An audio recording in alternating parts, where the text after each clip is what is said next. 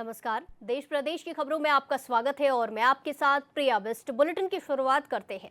Delhi police ने national Herald मामले में ईडी की शिकायत पर कांग्रेस नेताओं सोनिया गांधी, राहुल गांधी और अन्य आरोपियों के खिलाफ प्राथमिकी दर्ज की है। ये कार्रवाई एजेंसी की धन शोधन जांच का हिस्सा है, जिसमें आरोप लगाए गए हैं कि पार्टी के शीर्ष नेताओं ने निजी लाभ के लिए अपने पद का दुरुपयोग किया।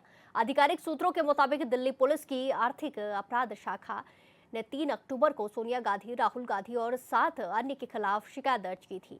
पुलिस ने प्राथमिकी में भारतीय दंड विधान की धारा 120वीं आपराधिक षड्यंत्र, धारा 403 संपत्ति का दुरुपयोग, धारा 406 आपराधिक विश्वासघात के लिए दंड और धारा 420 धोखाधड़ी के तहत आरोप लगाए हैं, जिसमें गांधी परिवार, कांग्रेस नेता सुमन दुबे, सैम पित्रोदा के अलावा यंग इंडियन और डोटेक्स मर्चेंडाइज लिमिटेड जैसे प्रतिष्ठानों, डोटेक्स के प्रवर्तन Sunil Bhandari, associated journal limited और अन्य अज्ञात लोगों के नाम शामिल हैं।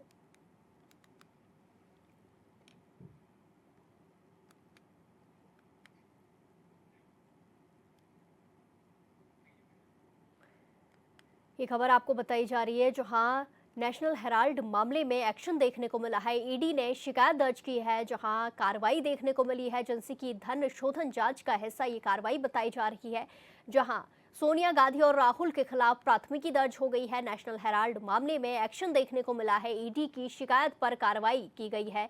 एजेंसी की धन शोधन जांच का हिस्सा ये कार्रवाई बताई जा रही है। निजी लाभ के लिए अपने पद का दुरुपयोग करने का आरोप पार्टी के बड़े नेताओं पर लगा है। सोनिया गांधी और राहुल गांधी के ऊपर प्राथमिकी दर्ज की गई है और इसी के साथ साथ कई और नाम भी सामने आए हैं जिनके ऊपर मामला दर्ज किया गया है। आपको बता दें कि बड़ी कार्रवाई देखने को मिली है, बड़ा एक्शन देखने को मिला है, जहां दिल्ली पुलिस ने नेशनल हेराल्ड मामले में ईडी की शिकायत पर कांग्रेस नेताओं सोनिया गांधी, राहुल गांधी और अन्य सभी आरोपियों के खिलाफ प्राथमिकी दर्ज की है। ये कार्रवाई एजेंसी की धन शोधन जांच का हिस्सा है, जिसमें आरोप लगाए गए हैं कि पार्टी के बड़े नेताओं ने निजी लाभ के लिए, अपने लाभ के लिए अपने पद का दुरुपयोग किया है। आधिकारिक सूत्रों के मुताबिक दिल्ली पुलिस की आर्थिक अपराध शाखा ईओडब्ल्यू ने 3 अक्टूबर को सोनिया गांधी, राहुल गांधी और 7 अन्य के खिलाफ ये शिकायत दर्ज की थी। पुलिस के प्राथमिकी में भारतीय दंड विधान की धारा 120 आपराधिक षड्यंत्र, धारा 403 जो कहती है संपत्ति का दुरुपयोग, धारा 406 आपराधिक विश्वासघात के लिए दंड और धारा 420 यानी कि धोखाधड़ी के तहत आरोप लगाए गए हैं, जिसमें गांधी परिवार, कांग्रेस नेता सुमन दुबे और सैम पित्रोदा के अलावा यंग इंडियन और डोटेक्स मर्चेंडाइज लिमिटेड जैसे प्रतिष्ठानों, डोटेक्स के प्रवर्तक Sunil Bhandari, associate journals limited और अन्य अज्ञात लोगों के नाम शामिल हैं। नेशनल हेराल्ड मामले में ये कार्रवाई की गई है, जहां ईडी की शिकायत पर प्राथमिकी दर्ज हुई है, जहां सोनिया गांधी और राहुल गांधी पार्टी के बड़े नेताओं के साथ साथ कई और अन्य नाम भी शामिल किए गए हैं, जहां सोनिया गांधी और राहुल गांधी के साथ साथ 7 लोगों के ऊपर ये प्राथमिकी दर्ज की गई और अब इसमें एक्शन देखने को मिला है, जहां सोनिया गांधी और राहुल गांधी के खिलाफ प्राथमिकी दर्ज की गई। नेशनल हेराल्ड मामले में एक्शन लिया गया और ईडी की शिकायत पर यह कार्रवाई की गई है। एजेंसी की धन शोधन जांच का ये हिस्सा कार्रवाई बताई जा रही है। निजी लाभ के लिए अपने पद का दुरुपयोग करने का आरोप बड़े नेताओं पर लगा है। नेताओं के साथ साथ कई और भी नाम सामने आए हैं। सोनिया गांधी, राहुल गांधी के ऊपर प्राथमिकी दर्ज हुई है और इसी के साथ कुल मिलाकर 7 लोगों के ऊपर यह पूरा मामला दर्ज किया गया है, जिसमें धारा 406, 403, 420 और इसी के साथ साथ 120B को भी जोड़ा गया है, जहां गांधी परिवार, कांग्रेस नेता सुमन दुबे और सैम पित्रोदा के अलावा यंग इंडियन और डोटेक्स मर्चेंडाइज लिमिटेड जैसे प्रतिष्ठानों, डोटेक्स के प्रवर्तक Sunil Bhandari, associate journals limited और अन्य अज्ञात लोगों के नाम शामिल हैं।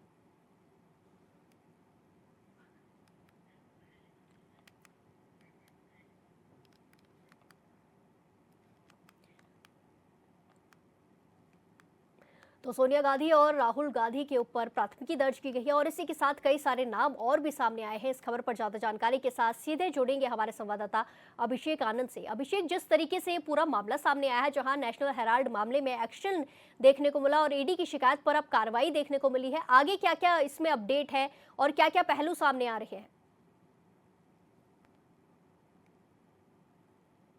अभिषेक, अब तक हमारी आवाज पहुंच पा रही है?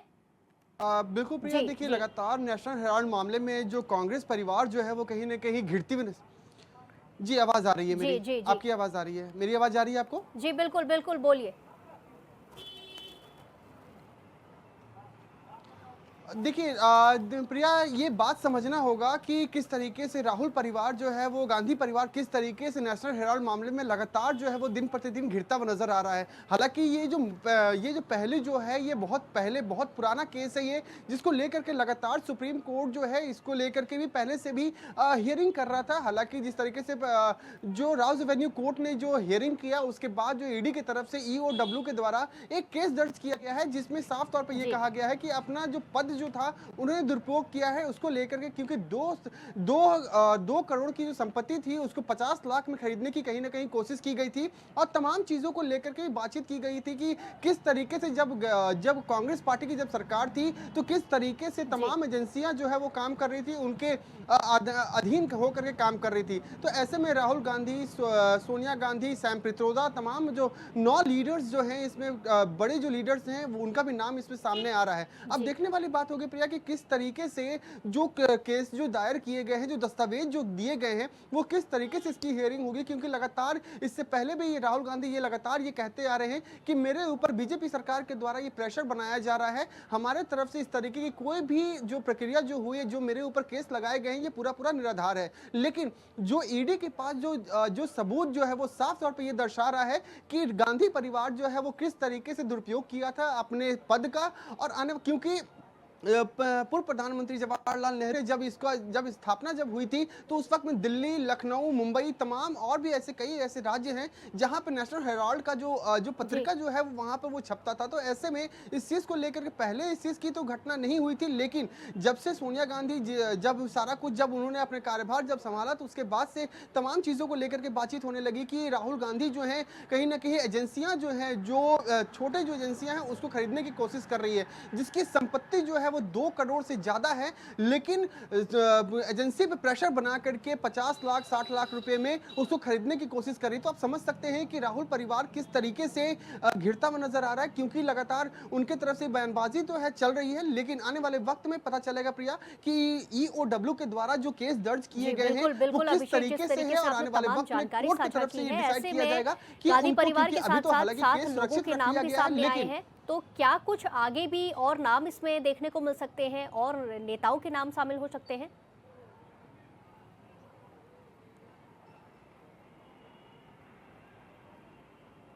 बिल्कुल प्रिया, देखिए लगातार सबसे पहले तो हॉट लिस्ट में जो सबसे पहला जो नाम है राहुल गांधी, सोनिया गांधी, सैम पित्रोदा, क्योंकि सैम पित्रोदा जो है वो राहुल गांधी के काफ़ी करीबी भी हैं, उनके साथ में काफ़ी समय से उनकी रिलेशन भी है। तो ऐसे में लगातार इस चीज़ को लेकर के बातचीत हो रही थी और जो कांग्रेस पार्टी के जो 6 और लीडर्स जो हैं वो भी इसमें घिरते हुए नजर आ रहे हैं, जो कि उनका भी चेहरा जो है, अगर मैं राजनीतिक गलियारा में अगर बात करूं तो राजनीतिक गलियारे में भी उनका नाम काफ़ी अच्छा खासा है। तो ऐसे में जिस तरीके से राहुल गांधी परिवार में सोनिया गांधी जिस तरीके से वो कह रही हैं कि बीजेपी सरकार हमारे ऊपर प्रेशर डाल रही है, हमारी तरफ से कुछ भी नहीं, चाहे मेरे ऊपर कितना भी प्रेशर बन जाए, लेकिन हम लोग जो हैं इस चीज को लेकर के आगे भी रुक करेंगे। अब देखने वाली बात होगी कि राहुल गांधी इस चीज को लेकर क्या दोबारा से पिटीशन दायर करते हैं या जो ईओडब्ल्यू द्वारा जो केस दायर किया गया और ईडी की जो जांच चल रही है उसमें क्या कुछ निकल के आता है वो तो आने वाला वक्त ही बताएगा। लेकिन अब जो है सारा कुछ कोर्ट पे डिपेंड करता है कि क्योंकि गांधी परिवार भी कोर्ट पे आधारित है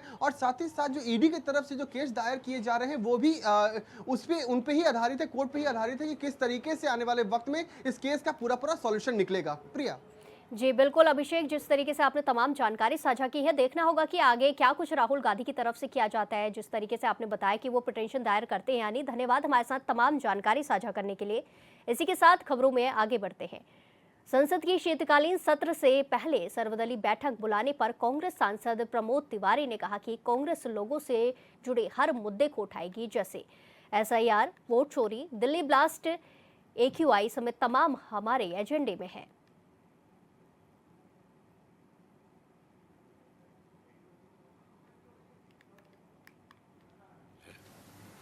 हम वो सब मुद्दे उठाएंगे जो जनता से जुड़े हुए हैं। खास तौर से मैं पिछले 15-20 दिनों से बहुत सक्रियता के साथ घूम के आया हूँ। SIR कम समय में जिस तरह करने का प्रयास हो रहा है, असंभव है, हो ही नहीं सकता इतनी बड़ी आबादी के राज्यों में। वो हमारा पहला मुद्दा होगा। अब वोट चोरी, वोट डकैती बन चुकी है। दिल्ली में ब्लास्ट हो रहा है, आतंकवादी गतिविधियां पूरी तरह फेल्योर है। गृह मंत्रालय का कश्मीर, देश के कई राज्यों में जिस तरह ये सारी चीजें चल रही हैं, वादा था जम्मू कश्मीर को राज्य का दर्जा देंगे, वहां के लोकतांत्रिक अधिकार छीने गए। और खास तौर से वो उन राज्यों में जहां भाजपा की सरकार नहीं है, वहां केंद्र की निर्वाचित सरकार, हम भाजपा की बात नहीं कर रहे, निर्वाचित सरकार का रवैया गलत होता है, अन्यायपूर्ण होता है, वो भी मुद्दा हमारा उठेगा। और विदेश नीति तो मजाक बन गई है हमारी। कभी हम दौड़े जाते हैं चीन के पास, कभी रूस के पास, कभी अमेरिका के सामने झुक जाते हैं। मोदी जी ने मैस कर दिया है भारत की विदेश नीति, जो स्थापित परंपराएं थी। मोदी सरकार भटक गई है, वो मुद्दा भी होगा। और दिल्ली की हालत तो है ही है। कई शहरों में अब गैस चैम्बर में तब्दील हो रहे हैं हमारे महानगर। बेरोजगारी जिस तेजी के साथ बढ़ रही है, जॉब अपॉर्चुनिटी तो कम हो ही रही है, वातावरण भी खत्म हो रहा है कि नए जॉब बन सकें। आंकड़े उठा के देख लीजिए। सुप्रीम कोर्ट ने भी कई बार चिंता व्यक्त की है। शेड्यूल कास्ट, शेड्यूल ट्राइब और माइनॉरिटी पर संविधान के दायरे से अलग हटकर जुल्म हो रहा है, ज्यादती हो रही है। इसी तरह बहुत से मसले हैं जहां पे लोकतंत्र खतरे में है। हम वो सारे मुद्दे आज 11 बजे जो मीटिंग अभी होने जा रही है इसमें उठाएंगे, फिर शाम को बैठेंगे, देखते हैं सरकार का रवैया क्या।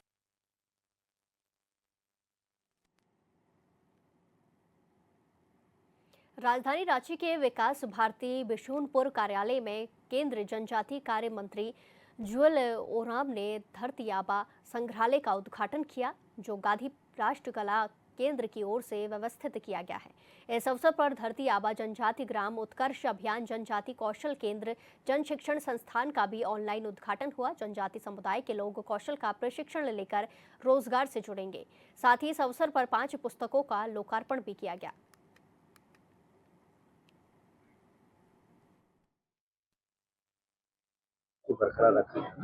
नहीं, हमारा प्रधानमंत्री जी का इच्छा है कि जो मैंने जिनका नाम हिस्ट्री में आया नहीं है लेकिन उनका योगदान है, ये सब आगे आना चाहिए। उसमें जनजाति का सबसे ज़्यादा ये है, तो इसलिए ये हम कंटिन्यूस काम कर रहे हैं। इसमें से एक ये है। Thank you. आने वाले टाइम में और स्टेट में हाँ बिल्कुल होगा। 78 इस टाइप का म्यूजियम होगा, 11 आपका बड़ा बड़ा म्यूजियम होगा, उसमें से 4 बन चुका है और बाकी सब ऑर्डर प्रोडक्ट। विकास भारती और हम सबके अभिभावक अशोक भगत जी के द्वारा जो आज आरोग्य भवन में यहाँ पर जो संग्रहालय बना, आदिवासी संग्रहालय, ऐसे तो हम सब प्रधानमंत्री नरेंद्र मोदी जी ने जहाँ भगवान बिरसा कैद रहे वर्षों वर्षों तक, वह जनजातीय संग्रहालय लगभग 250 करोड़ की लागत से रांची जेल, और उस जेल में राम मंदिर के आंदोलन की तरह मैं भी बंद रहा, इसलिए मैं जानता हूँ क्या वहाँ का स्पंदन है। तो वहां पर जनजातीय संग्रहालय बनाया कि हमारे आदिवासी समाज की संस्कृति, हमारे वीर नायक, उनकी प्रेरणा हजारों साल रहे। और प्रधानमंत्री जी का निर्देश है कि 10 राज्यों में ऐसे बड़े बड़े संग्रहालय 10 राज्यों में 11 ऐसे संग्रहालय बने, ताकि देश, हमारे आदिवासी वीर, उनके नायक जिन्होंने सर्वोच्च बलिदान किया देश के लिए, उससे प्रेरणा ले हमारी जनरेशन। आज एक तीर्थ का, जनजातीय तीर्थ का उद्घाटन किया, जो संग्रहालय है। इंदिरा गांधी कला केंद्र ने इसको सहयोग किया। यह लोगों के आने जाने में देखने के लिए प्रेरक बनेगा। हम पुरानी चीजों को संरक्षित कर सकेंगे। इसके लिए बहुत बहुत धन्यवाद।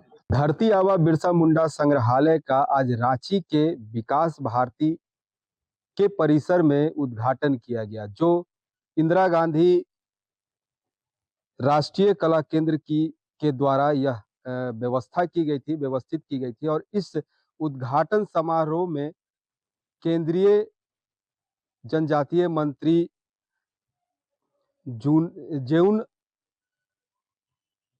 जेउल ओराम पहुंचे थे। वहीं विशिष्ट अतिथि के तौर पर संजय सेठ थे, केंद्रीय रक्षा राज्य मंत्री। और इस उद्घाटन समारोह में उद्घाटन के बाद जिस तरह बिरसा मुंडा, जो झारखंड ही नहीं पूरे देश के महानायक कहे जाते हैं, इनके नाम पर इस संग्रहालय का उद्घाटन किया गया और झारखंड की जनजातीय संस्कृति और रीति रिवाज से जुड़ी और बिरसा मुंडा से जुड़ी तमाम चीजों को इस संग्रहालय में जगह दी गई है, रखा गया है। और इस उद्घाटन समारोह में कई वक्ताओं ने अपनी अपनी बातें रखी हैं।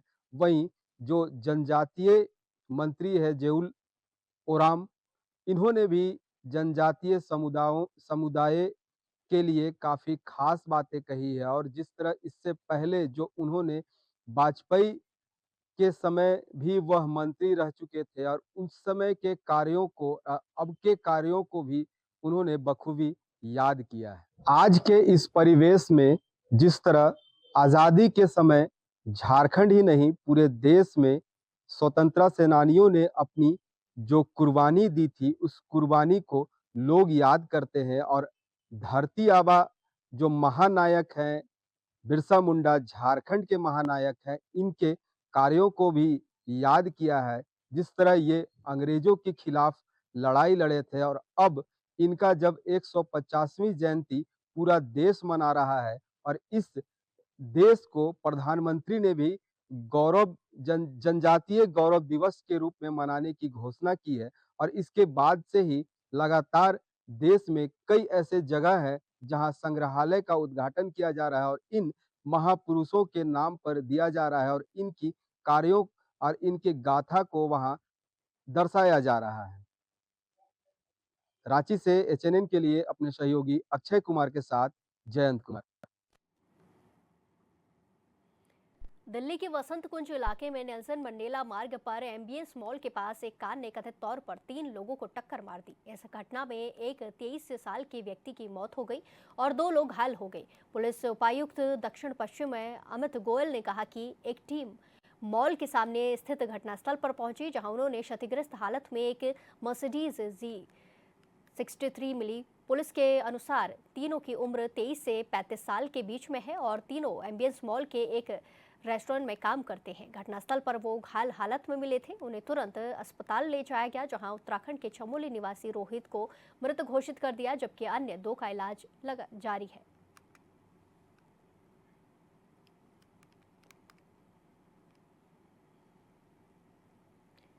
गिरिडीह पुलिस ने स्कॉर्पियो चोरी और साइबर ठगी में शामिल अंतर्राज्यीय गिरोह का भंडाफोड़ किया है। पुलिस को सूचना मिली थी कि पटना से खरीदी गई स्कॉर्पियो गाड़ी गिरिडीह गांडे रोड के रास्ते जमालगंज ले जाई जा रही है, जिसके आधार पर पुलिस अधीक्षक के निर्देश पर साइबर क्राइम गिरिडीह और गांडे थाना की संयुक्त टीम ने अभियान चलाते हुए संदिग्ध वाहन को रोक लिया। जांच में पता चला कि ये वाहन साइबर अपराधियों का नेटवर्क चला रहे गिरोह की ओर से खरीदा गया था। गिरफ्तार अपराधी फर्जी आरटीओ चलान.apk और e-चलान.apk भेजकर लोगों के मोबाइल में KYC अपडेट के नाम पर लिंक इंस्टॉल करवाते थे। लिंक इंस्टॉल होते ही वो पीड़ितों के मोबाइल और बैंक खातों को अपने नियंत्रण में लेकर रकम उड़ा देते थे। छापेमारी के दौरान पुलिस ने 5 साइबर अपराधियों को गिरफ्तार किया, जबकि गिरोह का एक सदस्य मौके से फरार हो गया। पुलिस ने 10 मोबाइल फोन, 14 सिम कार्ड और चोरी की स्कॉर्पियो गाड़ी को जब्त कर लिया है। कल 29 तारीख को एसपी साहब को मिली गुप्त सूचना के आधार पर कि पटना से कुछ साइबर अपराधी स्कॉर्पियो गाड़ी से जामताड़ा की ओर जा रहे हैं। इसके आधार पर साइबर थाना और गांडे थाना की टीम मिलकर गांडे थाना के ब्लॉक के पीछे मोहनपुर जंगल में उक्त गाड़ी को ट्रेस की और पीछा करके उसको पकड़ा गया, जिसमें 5 साइबर अपराधी गिरफ्तार किए। एक साइबर अपराधी उसको भागने में सफल रहा, जंगल का लाभ उठाकर। उप साइबर अपराधी ई चालान, आरटीओ का ई चालान और आरटीओ का चालान बुक का एपीके फाइल भेजकर फर्जी बैंक अधिकारी बनकर लोगों को ठगी किया करते थे। इस 5 में 2 साइबर अपराधी जामताड़ा जिला के हैं, विजय मंडल, अर्जुन मंडल, और 3 बिहार के हैं, उसमें 2 नालंदा और 1 शेखपुरा के हैं। उसमें गजेंद्र पंडित, रवि पंडित और एक आदित्य राज। इनके पास से 10 मोबाइल, 14 सिम और एक स्कॉर्पियो गाड़ी पकड़ी गई। उत्तर प्रदेश के सहारनपुर के किसान राजेंद्र अटल ने दुनिया का सबसे छोटा अमरूद का पौधा विकसित किया है, जिसकी ऊंचाई 2.5 से 4 फीट है और इस पौधे पर साल भर फल लगते हैं। रिपोर्ट देखिए।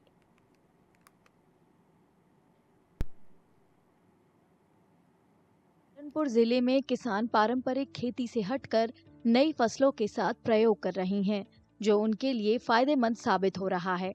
सहारनपुर के किसान राजेंद्र अटल ने एक अनोखी अमरूद की वैरायटी विकसित की है, जो दुनिया की सबसे छोटी अमरूद की किस्मों में एक है। खास बात यह है कि इस पौधे की ऊंचाई मात्र 2.5 से 4 फीट होती है और इसकी खेती न सिर्फ खेतों में बल्कि घर की छत या आंगन में गमलों में भी आसानी से की जा सकती है। अमरूद छोटे आकार के हैं, लेकिन बेहद मीठे और आकर्षक दिखाई देते हैं। अमरूद की इस खास किस्म को लगाया है जो छोटे पेड़ पर ही अमरूद आते हैं, और उसमें भी 2 प्रकार के अमरूद हैं, एक सफेद रंग का, एक लाल रंग का, गुलाबी पन लिए हुए, लेकिन साइज बहुत छोटा है उसका। लेकिन बच्चों के लिए जो अमरूद खाना पसंद नहीं करते, ऐसे लोगों के लिए ये एक आश्चर्य मिश्रित भाव के साथ इस अमरूद को पसंद किया जा सकता है। लोग देखते हैं, अरे इतना छोटा सा अमरूद, इतने छोटे पेड़ पर, इतने सुंदर पेड़ पर, और वो पेड़ भी 1 मीटर की ऊंचाई से भी कम साइज है इसका। अपने कम रखरखाव, छोटे आकार और आकर्षक फल के कारण ये पौधा किसानों के बीच तेजी से लोकप्रिय हो रहा है, जो पारंपरिक अमरूद की खेती करने वाले किसानों के लिए एक लाभदायक विकल्प बन रहा है।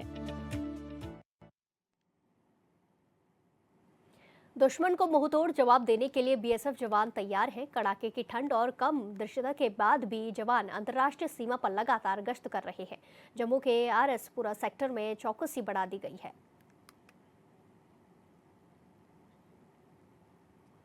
ही बीएसएफ है कि फर्स्ट लाइन डिफेंस है, तो देश को चिंता की जरूरत नहीं है। जब तक हम खड़े हैं बॉर्डर पे, तो कोई ऐसी अनहोनी हरकत पाकिस्तान करने की सोचेगा भी नहीं।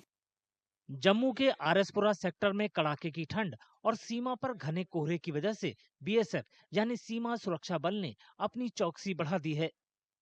बीएसएफ को देश की पहली रक्षा पंक्ति माना जाता है, तभी तो लगातार लुढ़कते पारे और कम दृश्यता के बावजूद बीएसएफ के जवान सरहद पर डटे हैं और मुश्किल हालातों में भी अंतर्राष्ट्रीय सीमा पर सर्दियों की अपनी गश्त बढ़ा रहे हैं, ये जानते हुए भी कि इसमें बड़ा जोखिम हो सकता है। जैसा कि हम अपने बीएसएफ हमारे जवान बॉर्डर पे ड्यूटी कर रहे हैं। ठंड का मौसम है, रात के समय ठंड काफ़ी बढ़ जाती है, सूखी ठंड पड़ रही है और रात के समय कोहरा काफ़ी ज़्यादा बढ़ जाता है, जिससे क्या है कि एरिया को सर्च करने में दूर तक दिखाई काफ़ी कम देता है। तो हमारे पास कुछ एक स्पेशल इक्विपमेंट होते हैं जिससे कि हम अपने एरिया को सर्च करते हैं और अपने एरिया को सुरक्षित रखते हैं। कड़ाके की ठंड के बावजूद बीएसएफ की महिला कर्मी सीमा पर 24 घंटे गश्त करती रहती हैं और हर गतिविधि पर कड़ी नजर रखती हैं। ऑपरेशन सिंदूर के बाद ये सर्दी का पहला सीजन है। ऐसे में भारतीय सैनिक सीमा पार से होने वाले खतरों को लेकर कुछ ज्यादा सतर्क हैं। सर्दियों में हमारा मतलब जैसे धुंध आ जाती है तो बहुत चुनौती भरा रहता है, तो उसके लिए हम अपना पेट्रोलिंग लगातार चलती रहती है बॉर्डर पे और पाकिस्तान की हर गतिविधि पे हमारी नजर रहती है। क्योंकि ऑपरेशन सिंदूर के बाद ये पहली ठंड है जी, तो ऐसे में कितना अलर्ट है, कितनी चौकसी बढ़ती जा रही है सीमा पर? चौकसी 24/7 हमारे जवान खड़े हैं बॉर्डर पे, बाकी लगातार पेट्रोलिंग चलती हैं। तो हमारे पास ऐसे उपकरण हैं कि धुंध में भी हमारा निगरानी करने में सहायता करते हैं। हम इस कोहरे में अलर्ट हैं, पेट्रोलिंग हमारी चलती रहती है कि जिसकी वजह से सामने वालों की गतिविधियों का पता चलता रहे। तो ऐसे में हाल ही में जो ऑपरेशन सिंदूर हुआ उसके बाद विंटर्स, ये पहले विंटर्स हैं, तो क्या आप लोगों के लिए चैलेंजेस हैं ऑन ग्राउंड और उसको किस तरह से टैकल करते हैं? ये हमारे लिए बहुत चैलेंजिंग है क्योंकि अभी ये फर्स्ट हमारी धुंध है जिससे कि उनको मौका मिलेगा फिर से कोई भी अटैक करने का, इसलिए हम 24 घंटे अलर्ट हैं कि उनकी कोई भी गतिविधि हो तो हम उनको मुंह तोड़ जवाब दें। जमा देने वाली ठंड और लगभग शून्य दृश्यता का सामना करते हुए भी बीएसएफ के जवान अपनी ड्यूटी पर डटे रहते हैं। सर्द मौसम की चुनौतियों का सामना करने के लिए वे उन्नत निगरानी उपकरणों का उपयोग करते हैं। बांस जैसी नजर और बुलंद इरादों के साथ ये जवान बदतर से बदतर हालात में भी लगातार सरहद की निगहबानी करते हैं और देश के करोड़ों लोगों को एहसास कराते हैं कि दुश्मन को मुंह तोड़ जवाब देने को एकदम तैयार हैं। इस बुलेटिन में फिलहाल के लिए इतना ही। बाकी तमाम खबरों के लिए देखते रहिए HNN 24x7। नमस्कार।